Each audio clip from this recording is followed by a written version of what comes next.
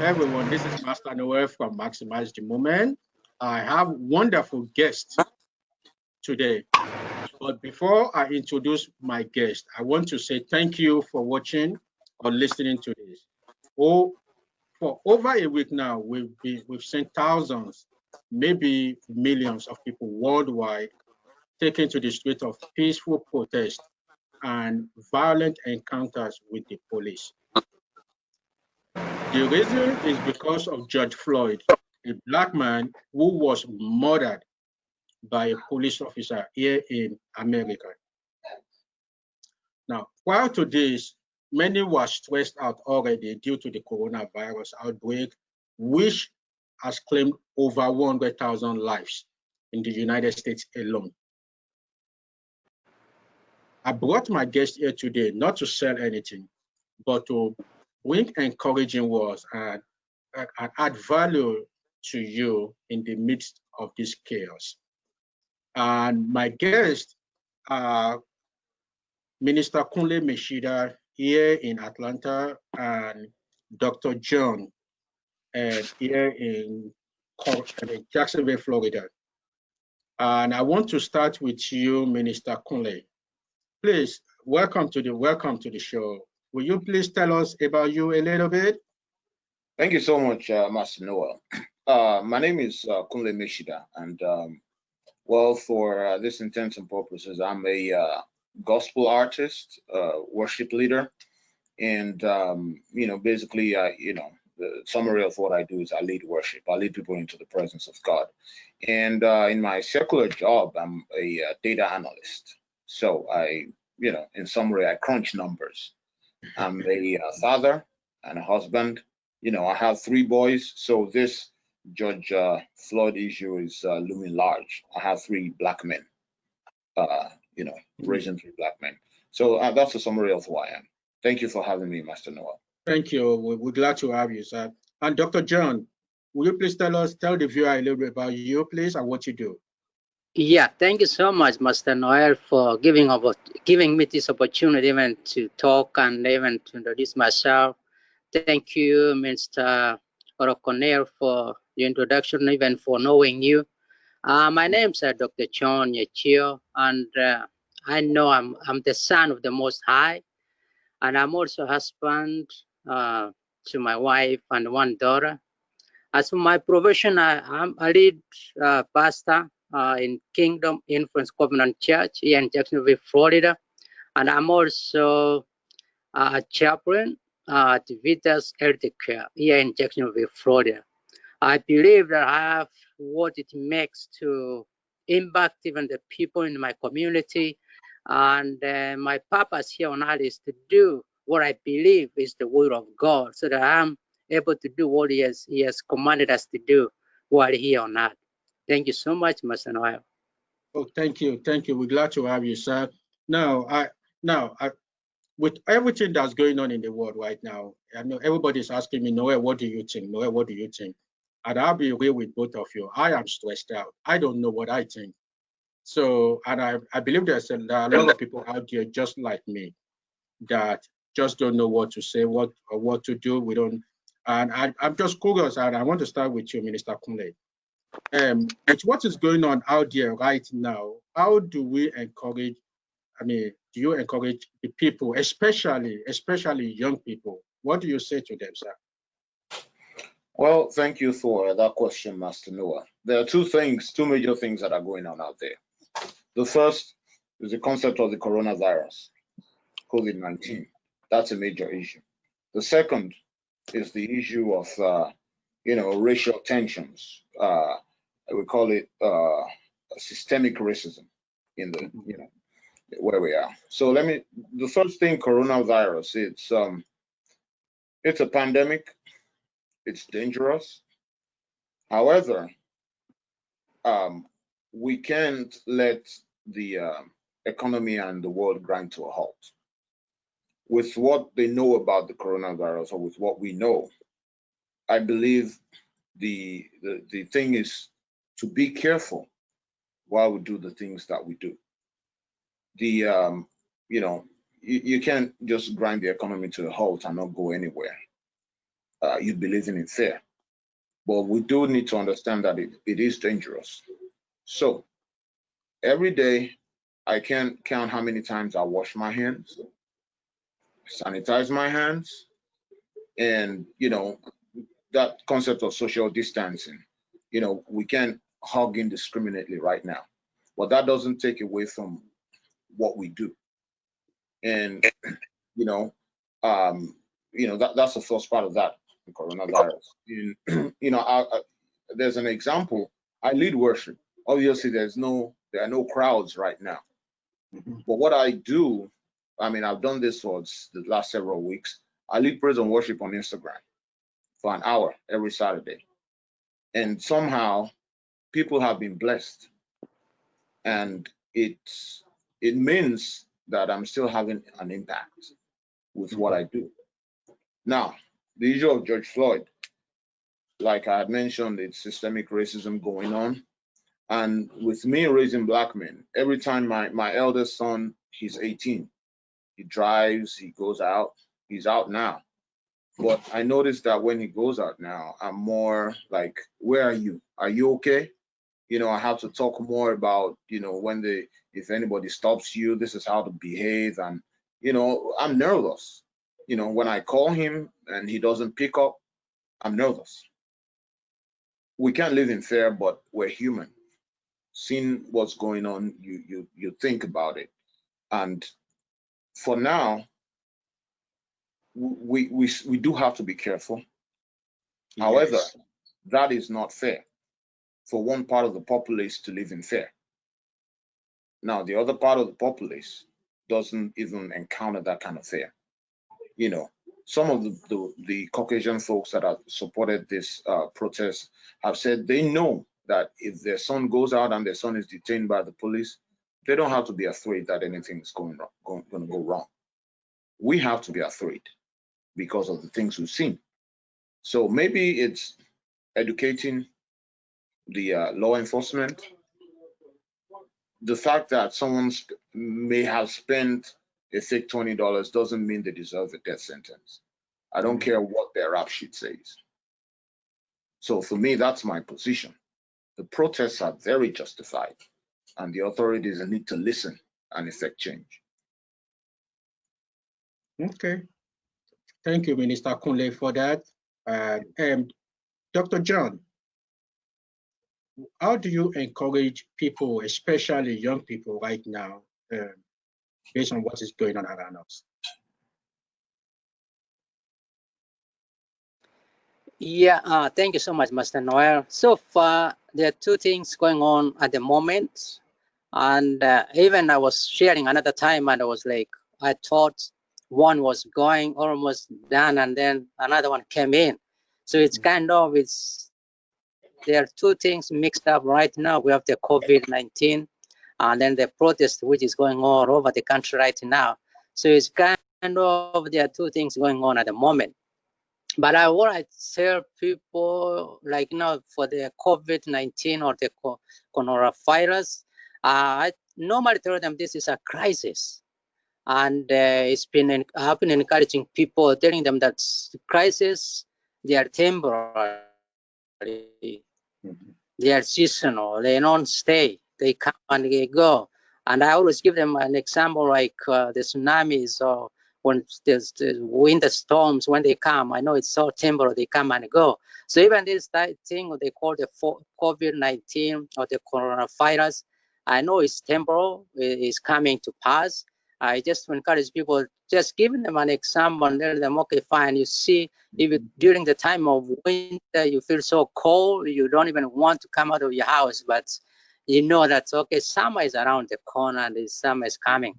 So I encourage them, let them know that we keep on trusting our God and stand firm, knowing that God He knows even this thing, it was happening. He knows when it's going to happen. It's for us to stand strong and know that's where our hope and where our trust is. It's in our God, and He's going to make a way. And this thing is going to come to pass. That's all I know. So I always encourage them, give those words that this is temporal and they're going to pass. And for the other one about the protests, as we know, we must be aware. I always tell them, okay, we need to be aware of our surroundings. We need to know who are our friends, and we need to know what's going on in our community. And am I aware of what is going on around me, or within me, or within the country, or within the community, or what is going on with the authority? Because like now, if somebody is stopped, what am I supposed to know? What am I supposed to do? How am I supposed to react to maybe somebody stopping me on the traffic or somewhere? What am I supposed to know? So those are the simple things that I always try to let them know that, okay, authority is there, we have to obey authority. Here on earth, even the things, even with the government, even with the local government, even with the federal government, they have set laws that we need to set and know those laws, and even know even the kingdom laws too. Okay. Yeah. Okay. Thank you. And I'm going to ask you.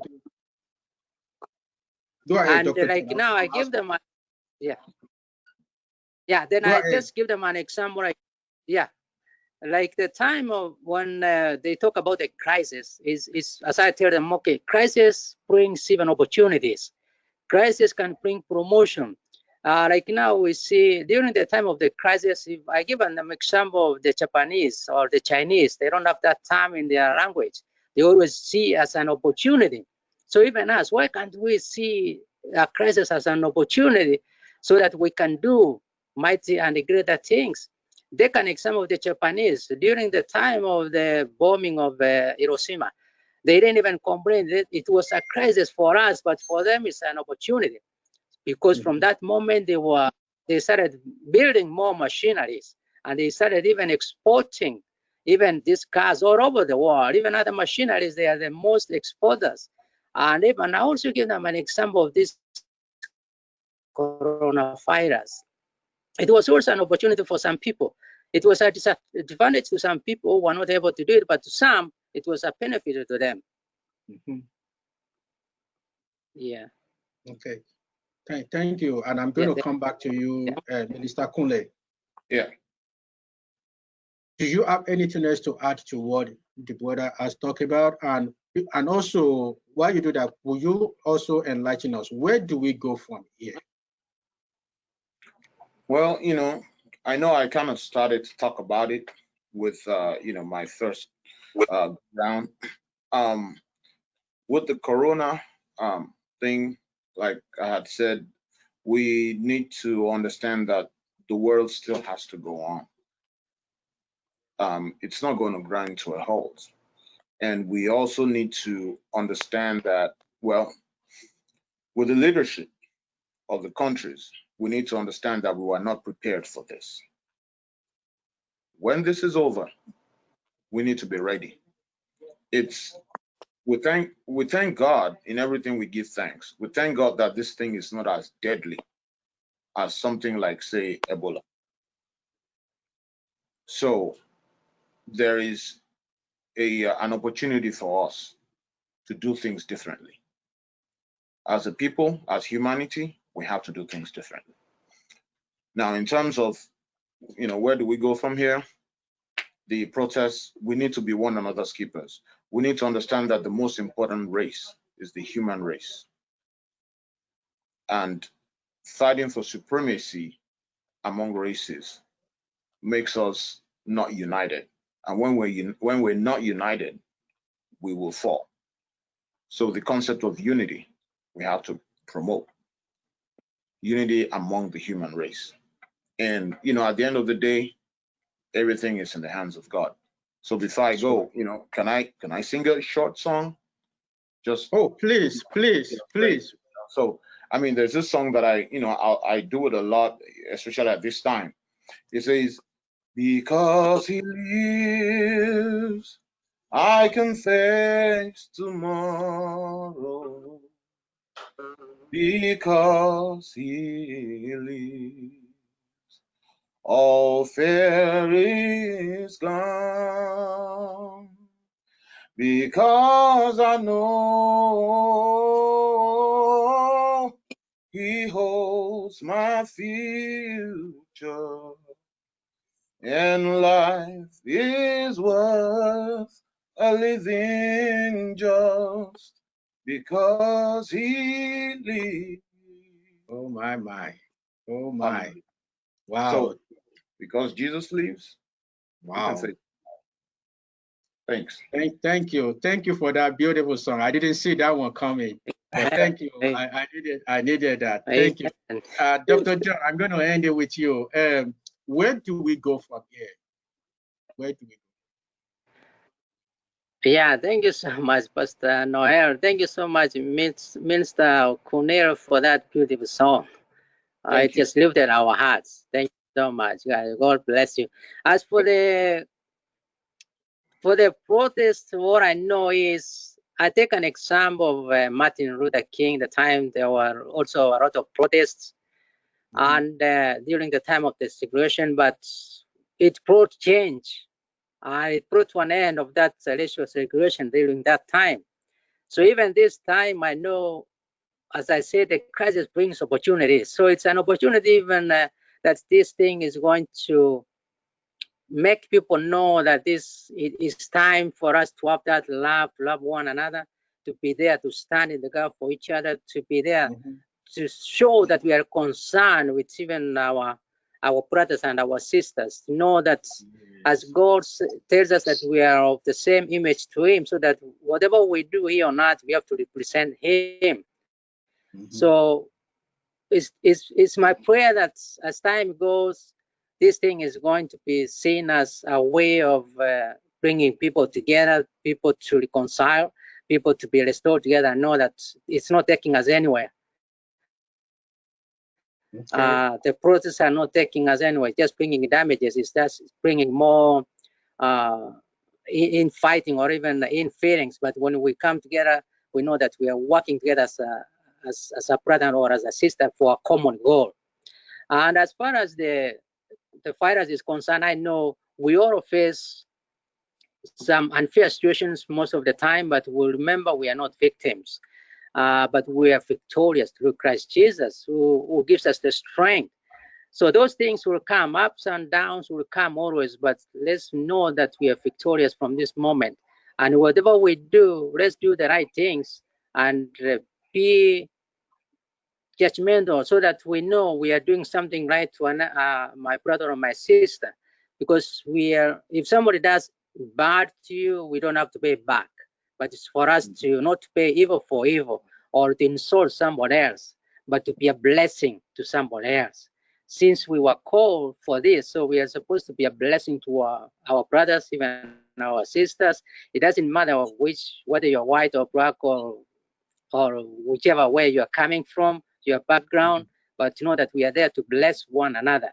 We are supposed to be, we are standing in the gap for one another, and we are supposed to be a blessing to one another. And we need to pray more and more from this moment and ask that God, may He lead us and guide us, because He's the one who is in control. Thank you so much. Okay. Wow. Thank you, Minister Kunle, and thank you, Dr. John. Please come back to see me here. Please, when all this thing is over, please come to Atlanta, and please come and see us live in person. Let's sit down and let's break some word and eat some chicken together. Please. Absolutely. But thank you for the welcome. Yeah, thank you. And if you want to get more information about Minister Kunle Meshida and Dr. John Nyachieo, I will put the link to their website or to their social media below this. So thank you for joining us. Thank you, sir. Thank you. You're welcome. Thank you. Yeah, thank you so much. Thank you. Thank you, Mr. Thank you. Nice to meet you. You're welcome. Okay, thank you so much.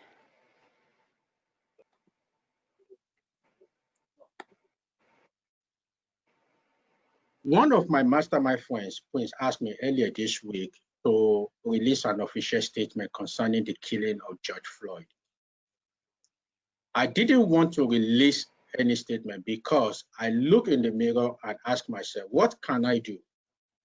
I am tired of giving a motivational speech and giving 3 steps to reconciliation, 5 steps to loving your neighbors, 7 steps to forgiveness, and so forth and so forth. I am tired. Less than a month ago, I found out about the murder of Ahmaud Arbery. You can Google the name. It is spelled A-H-M-A-U-D. Arbery, A-R-B-E-R-Y. As I've begun to think into this more, I've thought about what I can do. The first thing I've come to realize is that the government, whether in America, Nigeria, Kenya, Ghana, Sierra Leone, Canada, or any other part of the world, is S-H-I-T. And yes, I said it. And if you have a problem with me using the word S-H-I-T, you probably need to go back and watch the video of George Floyd. The government, as far as I'm concerned, is incapable of fixing this.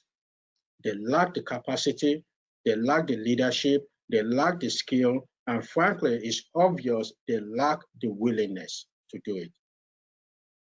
To do what needs to be done, and that is tearing down the systemic and rebuild them.